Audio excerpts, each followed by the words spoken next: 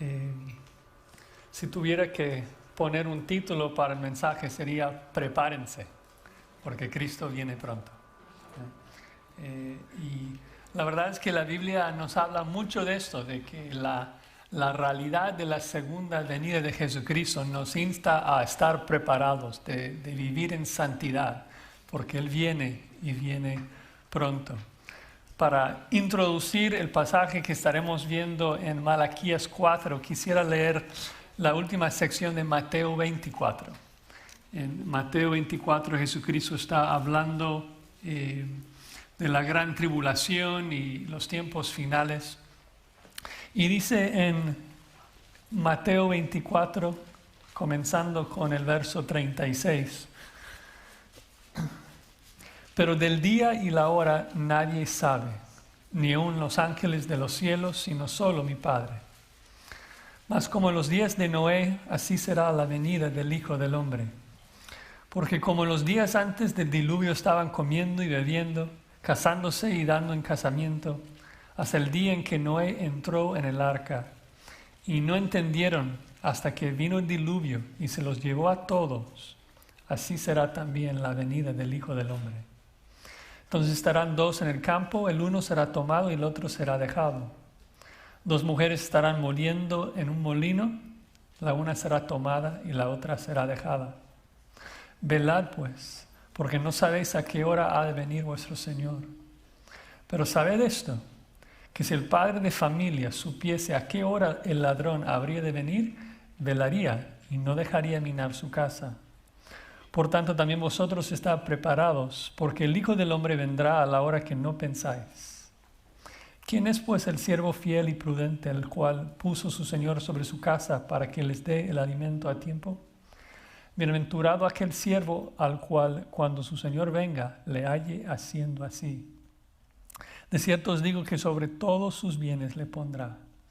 Pero si aquel siervo malo dijere en su corazón, mi Señor tarda en venir, y comenzare a golpear a sus consiervos, y aun a comer y a beber con los borrachos, vendrá el Señor de aquel siervo en día que éste no espera, y a la hora que no sabe, y lo castigará duramente, y pondrá su parte con los hipócritas. Allí será el lloro y el crujir de dientes. El punto es de que cuando pensamos en la realidad de la venida inminente de Cristo Jesús, el simple hecho de pensar y meditar en esa verdad debe cambiar la forma que vivimos hoy. O sea, cuando pienso en el punto de que Cristo vendrá a reinar sobre este mundo, me anima a vivir en santidad. Cuando pienso de que Cristo viene para juzgar a los malos por su pecado, me insta a abandonar ese mismo pecado en mí. Cuando pienso que Cristo viene para recompensar a los justos, me anima a abundar más en buenas obras. Y entonces, en el pasaje que vamos a ver en esta mañana en Malaquías 4, Malaquías nos va a explicar o revelar tres aspectos del día del Señor que nos ayudarán a prepararnos en santidad. Tres aspectos del día del Señor que nos ayudarán a prepararnos en santidad. Primero, es un día de juicio para todos los malos. Segundo, es un día de salvación para todos los justos. Y finalmente, es una exhortación para todos los hombres. Así que si tienen sus Biblias, vamos a leer ahora el último capítulo de Malaquías, solamente 6 versículos, Malaquías 4, 1 al 6. Así dice la palabra de Dios. Porque he aquí viene el día ardiente como un horno, y todos los soberbios y todos los que hacen maldad serán estopa. Aquel día que vendrá los abrazará, ha dicho Jehová de los ejércitos, y no les dejará ni raíz ni rama. Mas a vosotros los que teméis mi nombre, nacerá el sol de justicia, y en sus alas traerá salvación. Y saldréis y saltaréis como becerros de la manada. Hollaréis a los malos, los cuales serán ceniza bajo las plantas de vuestros pies, en el día en que yo actúe, ha dicho Jehová de los ejércitos. Acordaos de la ley de Moisés, mi siervo, al cual encargué en Horeb ordenanzas y leyes para todo Israel. Y aquí yo os envío el profeta Elías antes que venga el día de Jehová grande y terrible. Él hará volver el corazón de los padres hacia los hijos y el corazón de los hijos hacia los padres, no sea que yo venga y hiera la tierra con maldición. Vamos a orar. Señor, te suplicamos en esta mañana que nos ayudes a comprender tu palabra y que tu Espíritu Santo nos dé entendimiento, sabiduría y fuerza para ponerla por obra, para aplicar tu verdad a nuestras vidas. Damos gracias por la bendición de saber de que muy pronto nuestro Cristo, el sol de justicia, vendrá trayéndonos la salvación que tanto anhelamos. Y también, Señor, yo te pido que me ayudes, que me des fuerza, que mantengas mi voz para proclamar tu verdad con precisión y para tu gloria. Amén.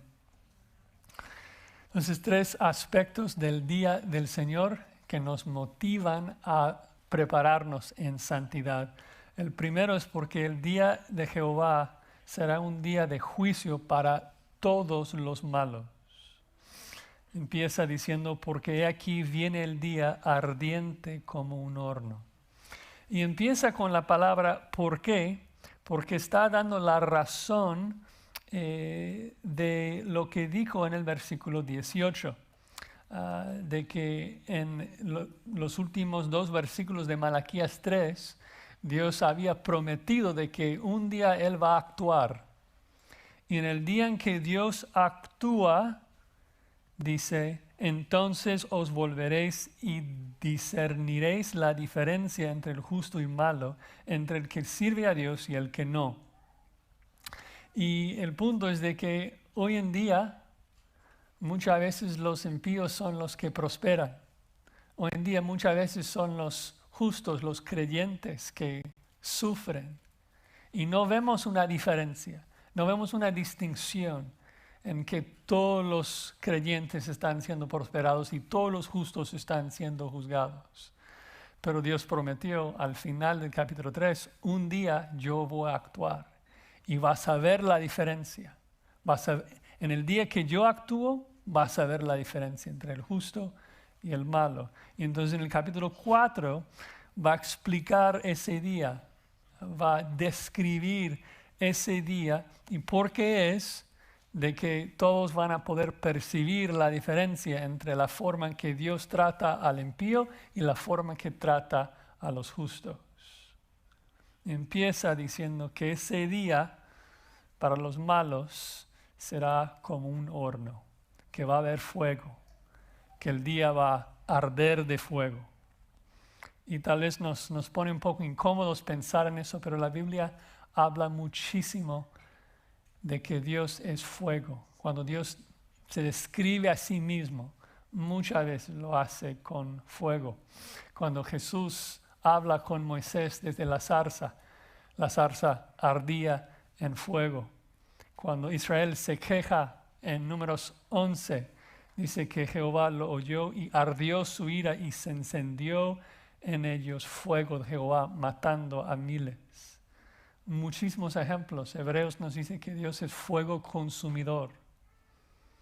El infierno es un lugar real y es terrible y temible porque Dios está ahí quemando a todos los malos.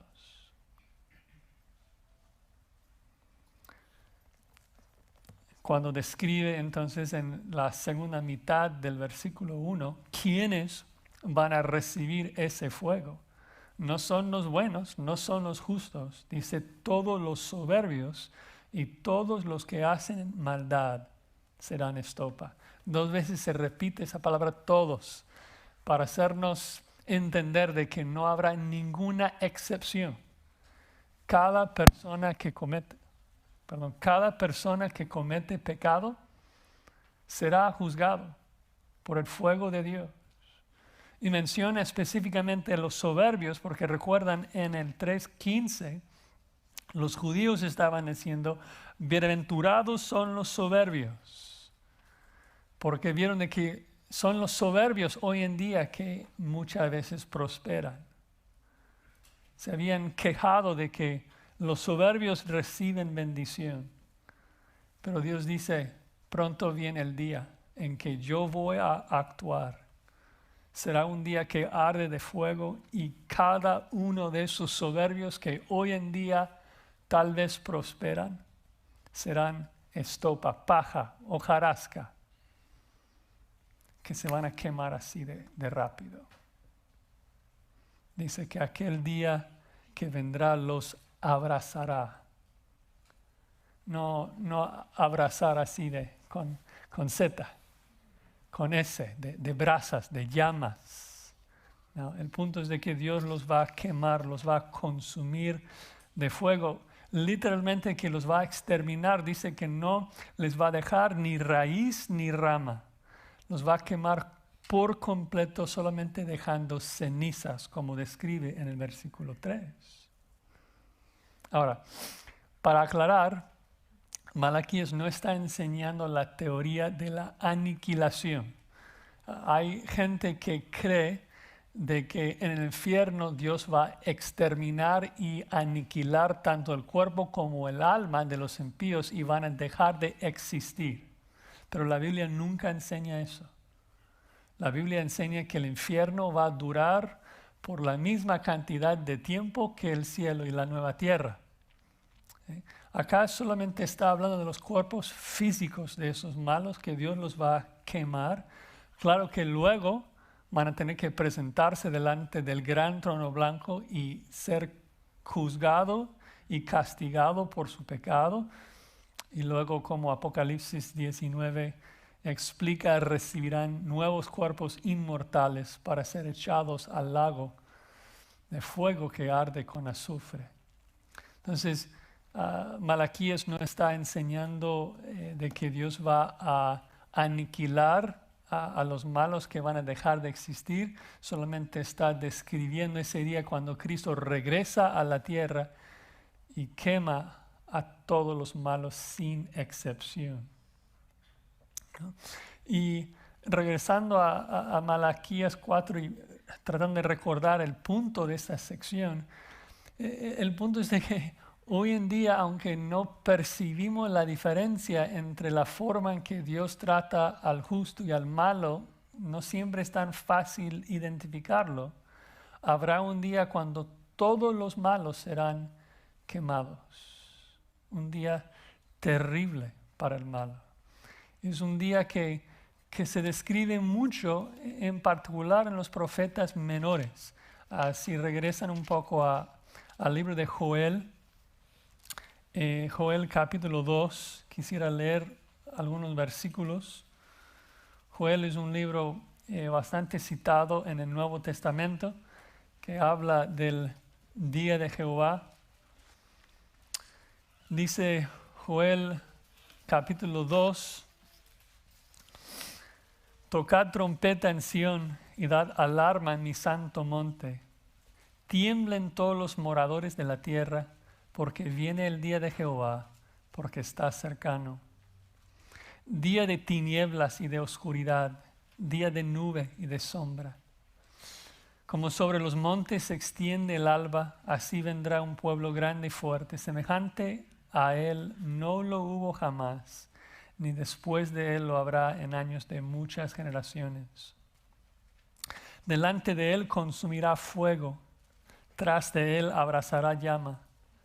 Como el huerto de Edén será la tierra delante de él y detrás de él como desierto asolado, ni tampoco habrá quien de él escape. Su aspecto como aspecto de caballos y como gente de a caballo correrán, como estruendo de carros saltarán sobre las cumbres de los montes, como sonido de llama de fuego que consume hojarascas, como pueblo fuerte dispuesto para la batalla. ¿Sabes? Muy fuerte el lenguaje y muy similar a lo que estamos viendo en Malaquías, de que por donde va Dios, todo verde, todo lindo como el huerto de Edén, pero cuando haya pasado por allí, ya todo queda quemado. No estoy muy seguro si es mi culpa o no, los sonidos que están saliendo, pero voy a tratar de no tocar nada. Y el punto es, o sea, ¿por qué es de que Dios describe ese día de juicio de manera tan horrible, tan horrenda? O sea, ¿cuál es el motivo detrás de explicarnos lo fuerte y lo temible que es ese día?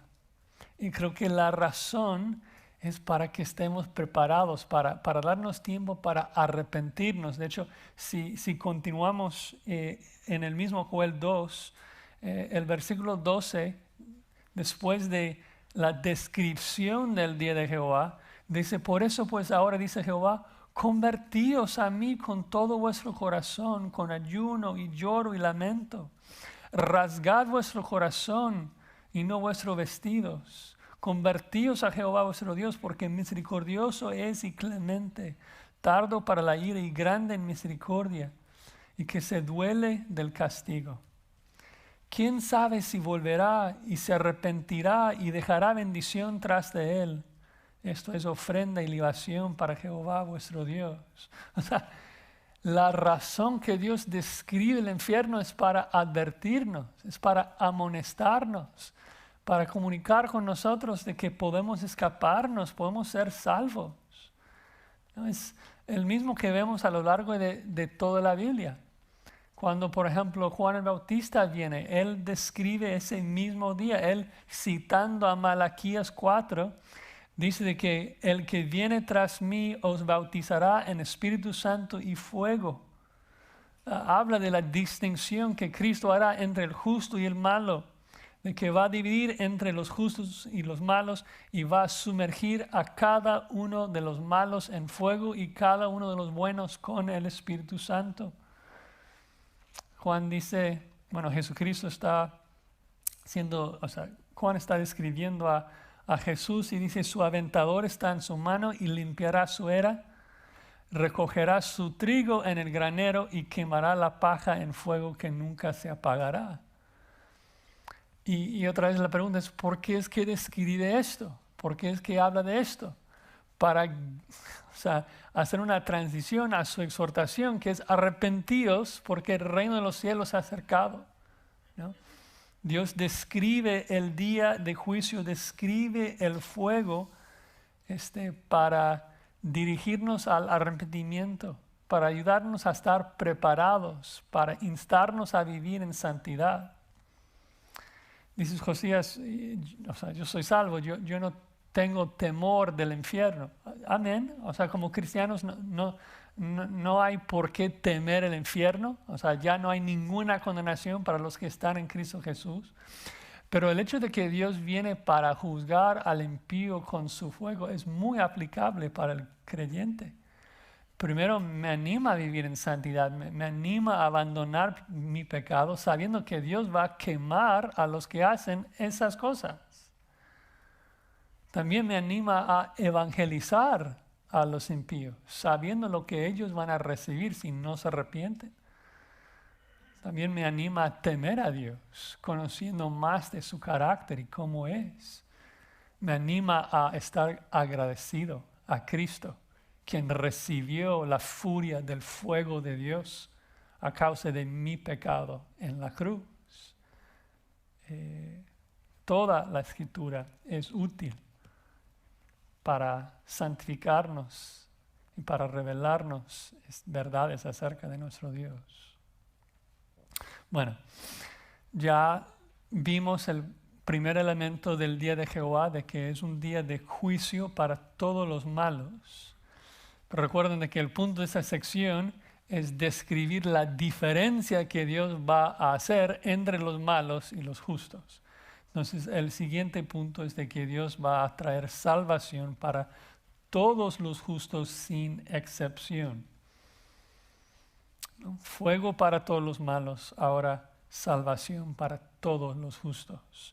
Dice el versículo 2, mas a vosotros los que teméis mi nombre. En el Antiguo Testamento el temor de Jehová es realmente equivalente a ser salvo, a creer en Dios. ¿No? El justo es el que teme a Dios, teme la ira de Dios y por lo tanto huye de su pecado, huye de la ira de Dios y cree en Dios, pide perdón a Dios. Salomón es el que nos explica del que el temor de Jehová es el principio, el inicio de todo, ¿no? Ahí empieza todo, porque es el momento que alguien teme de que por su pecado Dios le va a juzgar con su ira, que le ayuda a acudir a Dios para pedir que Él le perdone, ¿no? Es el temor de Jehová que nos instruye a huir de la ira venidera y encontrar salvación en el Mesías. Entonces, encontrarse los malos que van a ser quemados, dice, a vosotros los que teméis mi nombre, es decir, los justos, dice, nacerá el sol de justicia y en sus alas traerá salvación. Es realmente una de las imágenes más hermosas de la Escritura, de que las tinieblas de este mundo pecaminoso un día será iluminado por Cristo, quien se describe como el sol, que brilla su luz sobre todo. Y eso no es el único lugar que describe al Mesías como el sol. De hecho, David en 2 Samuel 23, versículo 4, dice, y David está hablando del Mesías, el futuro rey davídico, y dice que será como la luz de la mañana, como el resplandor del sol en una mañana sin nubes. También Isaías, en Isaías 9, cuando habla del Mesías, es un pasaje que conocemos porque lo leemos cada Navidad, en Isaías 9, pero dice, mas no habrá siempre oscuridad para la que está ahora en angustia, tal como la aflicción que le vino en el tiempo que livianamente tocaron la primera vez a la tierra de Zabulón y a la tierra de Neftalí, pues al fin llenará de gloria el camino del mar, de aquel lado del Jordán, en Galilea de los gentiles. El pueblo que andaba en tinieblas vio gran luz. Los que moraban en tierra de sombra de muerte, luz resplandeció sobre ellos. Cristo es la luz del mundo y no describe a Cristo como una luz adicional, extra, de que habrá sol y luego también la luz de Cristo, sino de que Cristo va a reemplazar el sol. ¿No? Apocalipsis 22 nos dice que en la nueva tierra no habrá sol ni luna. Y eso es una verdad que se enseña en toda la Escritura, ¿no? Isaías 60, 19 dice, el sol nunca más te servirá de luz para el día, ni el resplandor de la luna te alumbrará, sino que Jehová te será por luz perpetua, el Dios tuyo por tu gloria, ¿no? Entonces Cristo, quien es Dios, es la luz del mundo, y cuando Él viene de nuevo a esta tierra, va a brillar su luz sobre todos los que le temen.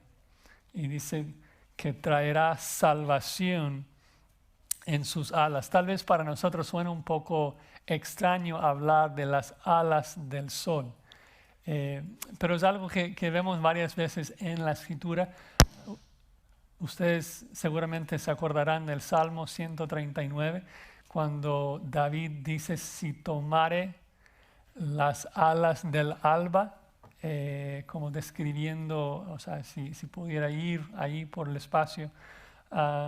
Y el punto es de que Cristo va a venir al mundo y tan pronto los rayos de su luz tocan la tierra, habrá salvación completa para los justos. Literalmente la palabra salvación es sanidad o salud, que Cristo va a traer sanidad a todos los que le temen.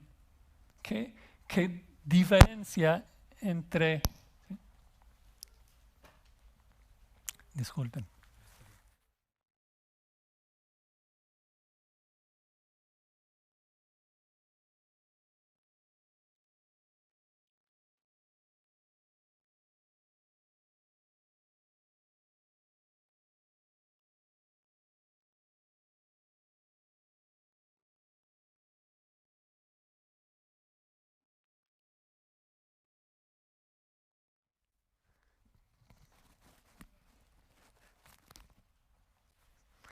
A ver, ¿sí? Okay. Aprovecho para agradecer a nuestros hermanos que voluntariamente trabajan tan fuertemente en el sonido que no muchas veces les damos las gracias que merecen. ¿Dónde estamos? Estamos viendo el punto que vimos al final del capítulo 3, de que un día Dios va a obrar, va a actuar. En el día que Dios actúa, todos van a ver una gran distinción, una gran diferencia entre la forma que trata al justo y la forma que trata al malo. Y lo que estamos viendo es de que Cristo es un sol, que literalmente es fuego. Y ese fuego va a quemar a los malos. Pero ese mismo sol va a traer, en vez de muerte a los malos, va a traer sanidad a los justos. El mismo sol ardiente que quema a los malos y los extermina es el mismo sol que trae sanidad a los justos. Y luego describe la emoción que los justos van a sentir en ese día en que Cristo regresa. Dice, saldréis y saltaréis como becerros de la manada. Otra imagen tan bella que describe la emoción de los becerros que recién fueron soltados del establo y están brincando y corriendo en su nueva libertad. Creo que varios de nosotros que tenemos perros, tenemos esa imagen, ¿no?, de que el perro está encerrado en la casa todo el día y luego te escucha ahí en la puerta y, o sea, no paran de brincar y ladrar y, o sea, dando vueltas y corriendo por todos lados. Así vamos a hacer. Tanto espera, tanto sufrimiento, tanto pecado, y el día que Cristo regresa y su luz toca al mundo, será un día de emoción, de gozo indescriptible. Señalando aún más la diferencia entre los malos y los justos, el verso 3 agrega, hollaréis a los malos, los cuales serán ceniza bajo las plantas de vuestros pies. Ahora esa primera frase, hollaréis a los malos, a primera vista, si no lo vemos en su contexto, parece como mal, ¿no? De que nosotros vamos a matar a los malos y brincar sobre sus cadáveres. Y es como que, uy, pero yo pensé que la venganza era de Jehová. ¿Por qué lo describe así? Y aunque algunos lo enseñan así, creo que tenemos que prestar atención al contexto de que Dios es quien los mata en el versículo 1. En el versículo 1 ya son ceniza. Dios los ha exterminado. Entonces cuando dice, hollaréis a los malos, los cuales serán ceniza bajo las plantas de vuestros pies, no está diciendo que nosotros los vamos a quemar o que nosotros los vamos a matar. Simplemente está señalando la distinción, la diferencia, en que nosotros cuando estamos brincando de emoción por recibir a nuestro Señor y Salvador, estaremos brincando ¿sobre qué? Sobre la ceniza de los malos que Dios ha matado. ¿No? ¿Qué diferencia? Hoy en día el malo prospera y el justo sufre, pero habrá un día, Dios dice, habrá un día, el día que yo actúo, cuando la diferencia entre el justo y el malo será enorme. Enorme. Todos los justos en ese día van a prosperar. Todos los justos en ese día van a estar brincando de emoción. Y todos los malos van a estar quemando. ¿Esperas ese día con ansias? ¿Estás listo para ese día? La realidad de la venida de Cristo, la realidad del gozo futuro del creyente nos insta a estar preparados, ¿no? Debemos vivir en santidad porque el sol de justicia viene a establecer su reino de justicia. ¿Cómo vamos a decir de que queremos entrar en ese reino de justicia si no amamos la justicia, si no estamos andando en justicia? La forma en que nosotros nos preparamos para la venida del sol de justicia es andar en justicia, es vivir en justicia, es hacer justicia. Y esa necesidad de arrepentirnos y estar preparados para la venida de Cristo es el tercer y último punto. Una exhortación, una amonestación para todos los hombres. Dice ahí en el versículo 4. Acordaos de la ley de Moisés, mi siervo, al cual encargué en Horeb ordenanzas y leyes para todo Israel.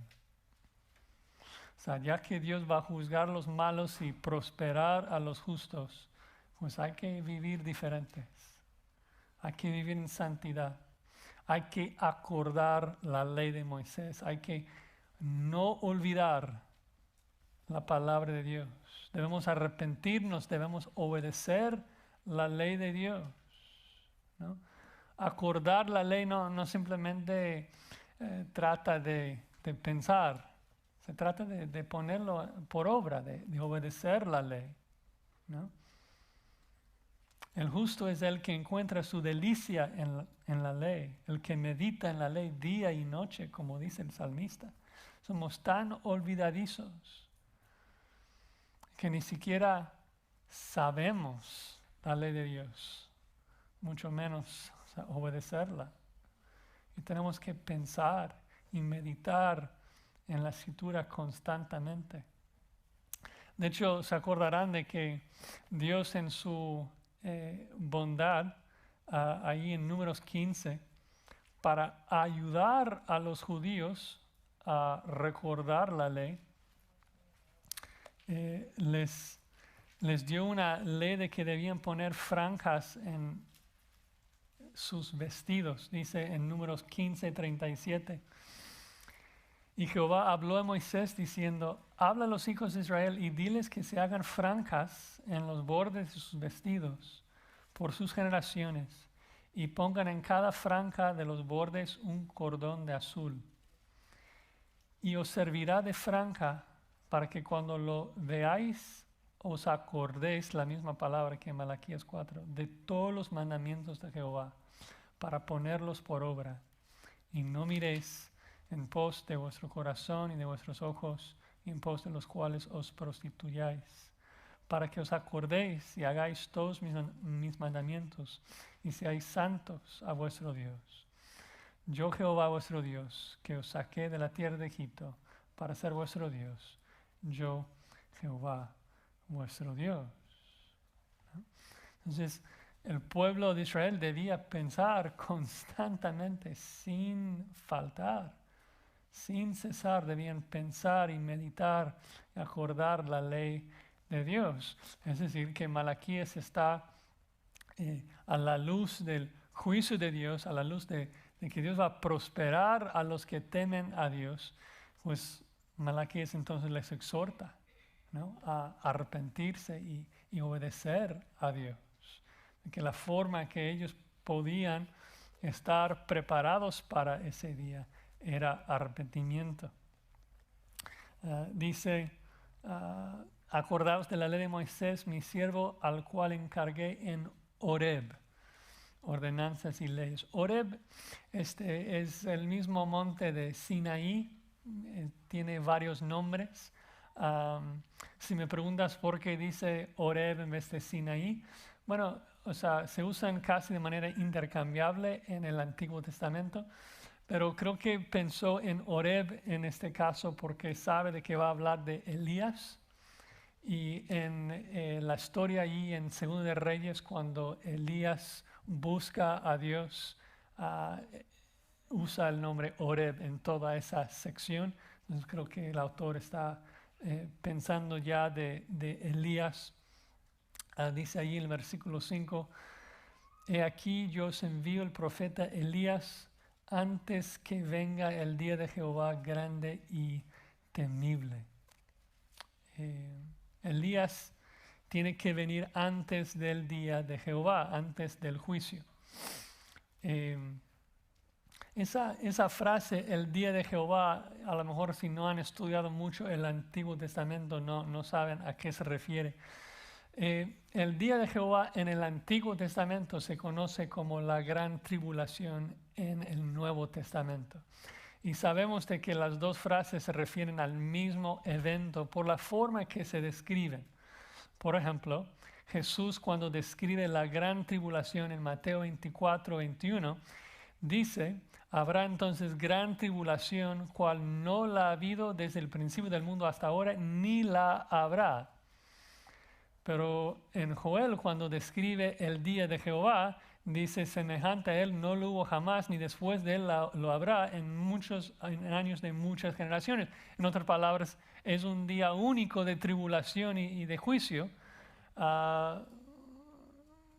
Entonces tiene que ser el mismo tiempo. De hecho, cuando se describe tanto el Antiguo y Nuevo Testamento, se describe como un día de juicio global, cuando Dios va a exterminar a todos los habitantes de la tierra y va a quemar el sol y todas las estrellas. Sofonías 1, por ejemplo, describe que Dios va a destruir los elementos del universo en el día de Jehová.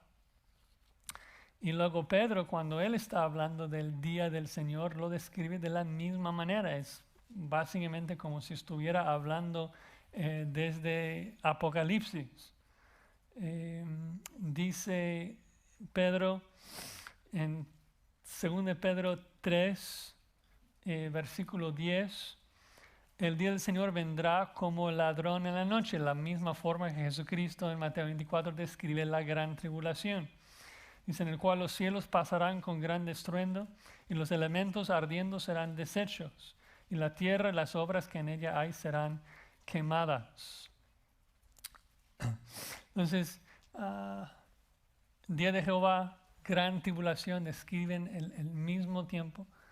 Y como mencioné ya varias veces, la razón que Dios describe ese tiempo con tanto detalle y lo describe de manera que cause tanto temor es porque no quiere que vayamos allí, ¿no? Pedro hace lo mismo que cuando después de describir el día, dice en el versículo 11, puesto que todas estas cosas han de ser deshechas, ¿cómo no debéis vosotros andar en santa y piadosa manera de vivir, esperando y apresurándoos para la venida del día de Dios, en el cual los cielos encendiéndose serán deshechos y los elementos siendo quemados se fundirán?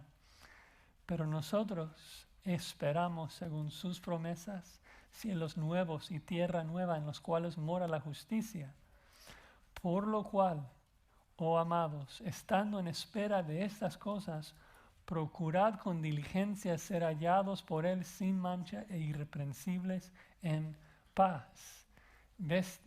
Tantas veces Dios, después de describir el infierno, nos da la exhortación, tanto una exhortación para el incrédulo de que debe arrepentirse y poner su fe y confianza en Cristo, como también para el creyente de que pensar en el infierno, pensar en los nuevos cielos y la nueva tierra, debe instarnos a ser hallados por Él sin mancha e irreprensibles. Si Cristo viene pronto, si el regreso de Cristo es inminente, esto debe exhortarme todos los días a vivir en santidad, para que Cristo me encuentre lo más puro posible, ¿no?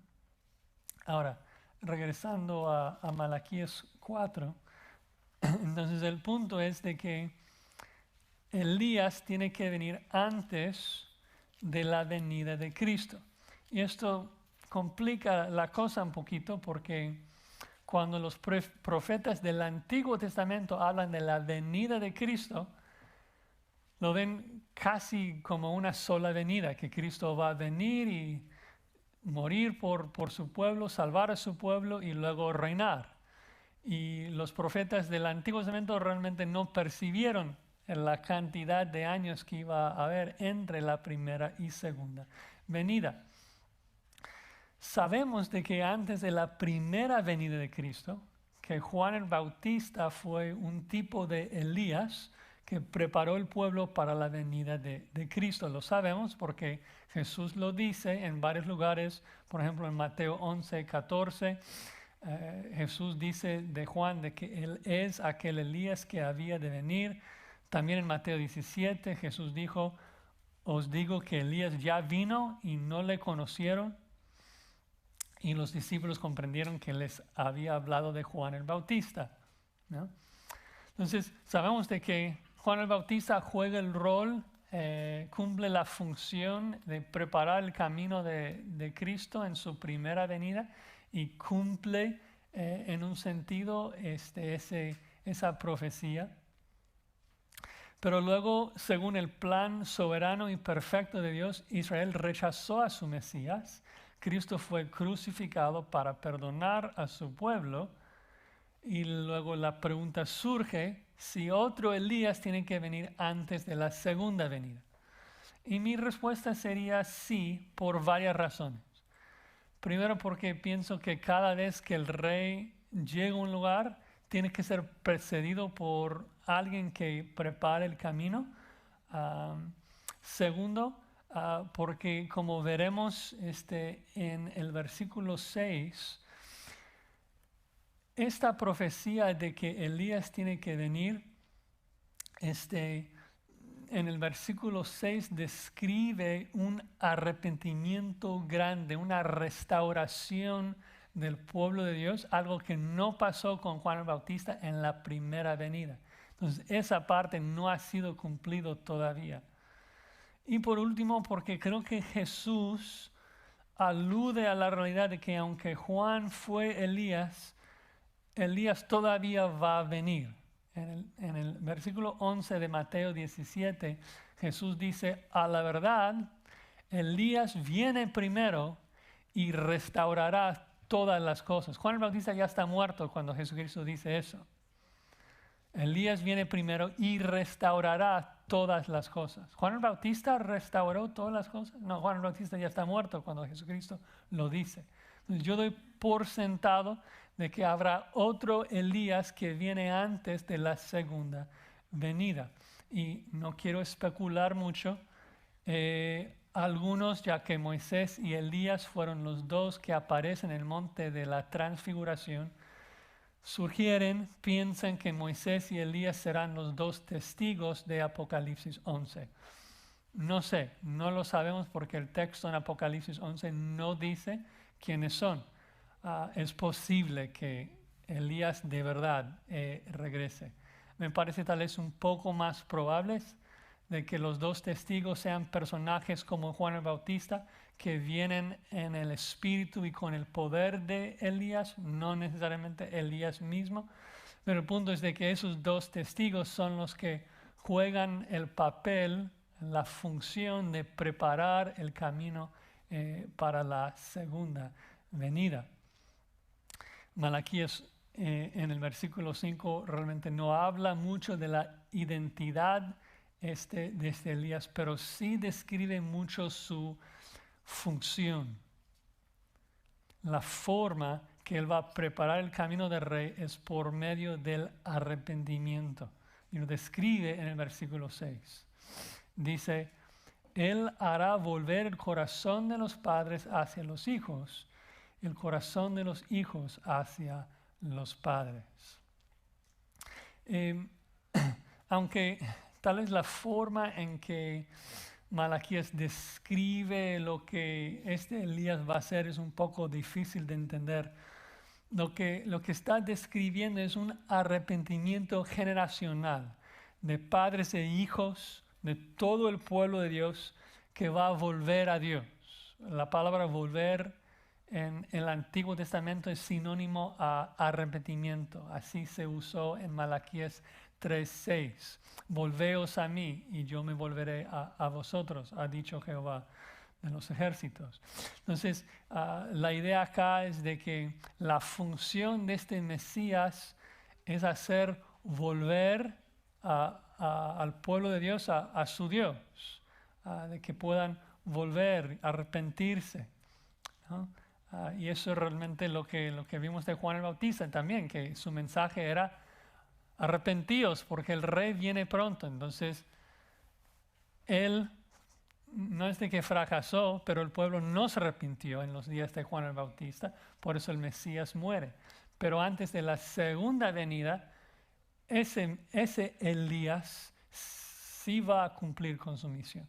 Porque no dice de que posiblemente va a hacer volver el corazón de los padres hacia los hijos, sino que lo va a hacer. Lo va a hacer.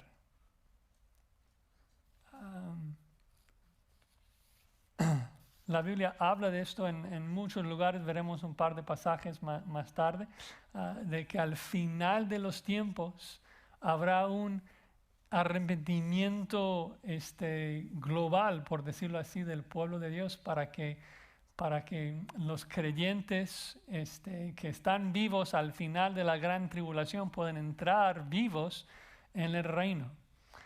Pastor MacArthur, comentando sobre el versículo 6, dice: aquí se anticipa un arrepentimiento generalizado en la sociedad humana, ¿no?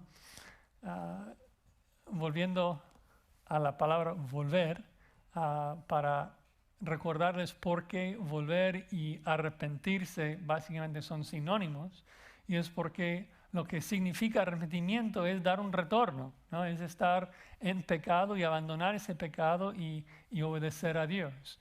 Y esto es la acción de volver, de dar una vuelta, ¿no? Y es una vuelta completa. Cuando la Biblia describe un arrepentimiento, no es solamente dejar de hacer algo malo, es dejar de hacer algo malo y hacer algo bueno. Pablo, por ejemplo, en Efesios 4, cuando describe lo que, por ejemplo, un ladrón debe hacer, el ladrón debe dejar de hurtar, eso es bien, o sea, dejar de pecar, pero luego, ¿qué le dice? Que debe trabajar para que tenga que compartir con los que padecen necesidad. Entonces, el ladrón ya no es ladrón cuando deja de hurtar y comienza a trabajar para ahora dar a los necesitados. Eso es arrepentimiento, eso es volver, dar una vuelta y hacer lo opuesto. No solamente dejar de hacer algo malo, es hacer lo opuesto, es hacer algo bueno, ¿no? Lo otro ya leímos allí en Mateo 17:11, cuando Jesucristo dice: Elías viene primero y restaurará todas las cosas. Esto me hace entender de que la forma en que Jesús interpretaba Malaquías 4:6 era una restauración de todas las cosas. O sea, Jesucristo entendió de que hacer volver el corazón de los padres hacia los hijos describía una restauración, un arrepentimiento generacional del pueblo de Dios en los últimos tiempos. Entonces, lo que entiendo entonces de la escatología es de que durante la gran tribulación, cuando los dos testigos comienzan a testificar y a evangelizar, de que la gran tribulación va a purificar el pueblo de Dios y el pueblo de Dios, los escogidos, van a creer en su Mesías y ser salvos. Ahora, por último, la última frase, la razón de por qué es necesario que Elías trabaje en ese arrepentimiento, dice: no sea que yo venga y hiera la tierra con maldición.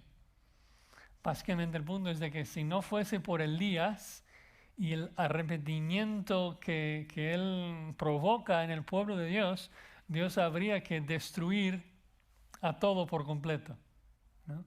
La palabra maldición ahí describe algo que está apartado para una destrucción completa, ¿no? Y el punto es de que si no fuese por el remanente, Dios destruiría a todo por completo, no dejaría nada. Y esa cronología es consistente con todo el resto de la Biblia, de que primero viene el día de Jehová, primero viene la gran tribulación, que cumple con la función de purificar el pueblo de Dios, y luego Cristo viene para establecer su reino de justicia. Y la pregunta es si estamos preparados para esto, si estamos listos para esto, ¿no? De que Cristo viene pronto.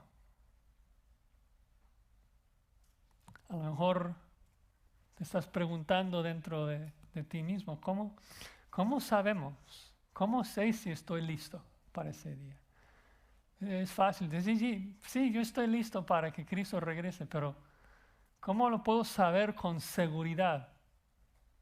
Yo creo que el mismo texto nos diría, porque temes a Dios, ¿no? Y huyes del mal, porque estás arrepentido y buscas vivir en obediencia a Cristo, ¿no? Porque confías en Cristo, tu sol de justicia y la salvación que Él te trae. La verdad es que Malaquías solamente conoce dos tipos de personas, dos categorías de personas: los malos y los justos. No existe una tercera categoría de medio malos o medio justos. Hay justos y hay malos. ¿Cómo podemos estar seguros de que somos justos? En particular, a la luz de la realidad de que somos pecadores. Pecamos, desobedecemos. No hay un solo justo, Pablo dice en Romanos 3. No hay justo ni aún uno. Y es el mismo Pablo que nos explica cómo podemos estar seguros de que somos justos, cuando describe el Evangelio en 2 Corintios 5:21, diciendo: al que no conoció pecado, por nosotros lo hizo pecado, para que nosotros fuésemos hechos justicia de Dios en él. Todos nosotros somos pecadores. Lo sabemos porque cuando dice al que no conoció pecado, describe una sola persona y ni siquiera tiene que nombrarlo, porque todos entendemos que el único que no ha pecado es Cristo, el inocente. Pero dice que Dios cargó sobre Cristo el pecado de nosotros, y Cristo murió, fue crucificado para pagar nuestra deuda. Y lo hizo para que nosotros pudiéramos recibir su justicia. Todo nuestro pecado transferido a Él, y ahora toda su justicia es nuestra. Sí somos pecadores, pero la Biblia nos llama justos. ¿Por qué? Porque en la corte divina ya no tenemos pecado, porque Cristo murió por todo nuestro pecado. Si crees esto, que Dios levantó a Cristo de los muertos, y confiesas a Cristo como el Señor de tu vida, la Biblia te llama justo. Y la Biblia describe tu futuro, el futuro en que un día vas a ver el sol de justicia brillando sanidad sobre tu vida, prosperando tu vida, tratándote muy diferente a la forma que trata a los malos. Hermano, nuestro mundo es tan roto por el pecado, tanta muerte, tanto daño. Como hijos de Dios debemos anhelar y ansiosamente esperar la venida de nuestro Rey, el día que Cristo viene y arregla todo, ¿no? Solo tenemos que estar preparados, estar seguros. No solamente que somos declarados justos, sino estar listos en el día a día, ¿no? De procurar vivir en santidad, de procurar no manchar nuestras vidas. O sea, ¿quién quiere estar en pecado cuando Cristo regresa? Eso sería terrible. Y el hecho de pensar en que cuando Cristo regresa va a quemar a los malos y va a bendecir a los justos, debe motivarnos tanto a vivir en santidad, debe animarnos tanto a estar preparados, abundando en las buenas obras que Él preparó de antemano para que anduviésemos en ellas, con corazones listos para recibirlo. Me imagino que todos nosotros hemos tenido la experiencia de que estamos pecando y es como que, la idea viene a la mente, que no regrese Cristo en este momento. Que esto nunca pase a ninguno de nosotros. Siempre debemos estar listos, siempre andando en santidad, ansiosamente esperando el día que vamos a ver el sol de nuestra justicia. Amén. Vamos a orar. Señor, damos gracias por tu palabra que nos da tanta esperanza, tanta confianza de que tú vas a hacer lo que tú dices, de que un día muy pronto nacerá el sol de justicia que va a traer sanidad en sus alas y darnos la salvación que tanto anhelamos. Gracias porque en ese día vamos a ver a nuestro Cristo cara a cara. Qué recompensa, qué privilegio, qué bendición. Y te suplicamos, Señor, que tú nos des fuerza, que Espíritu Santo transforme nuestros corazones para que podamos vivir preparados, abundando en buenas obras y viviendo en la santidad con la cual, si no la tenemos, nadie verá al Señor. Damos gracias en el nombre de Cristo. Amén.